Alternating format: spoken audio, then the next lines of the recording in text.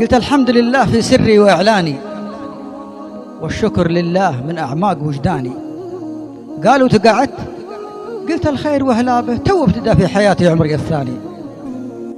وهذا هو حال من قبلي ومن بعدي، واحد من اثنين، اما جيت له جاني والحمد لله ما قصرت في الواجب، اروح مرتاح لا مجني، ولا جاني ما زلت في خير وعيوني تبصرني، وما زلت في خير وانا حافظ ايماني. رقيت رؤوس المعالي من صغر سني، طلبت ربي من الخيرات واعطاني، والدرب واسع وانا عقلي يبصرني، والافق مفتوح للقاصي ولداني، والصقر لا شك تصعد بجناحينها الخير قدام، والجنحان جنحاني ما بفقد الا رجال العز والنخوه. عشنا سوا في عملنا مثل الاخوان، لكن الايام من يامن تقلبها تعطي وتاخذ تحت تصريف.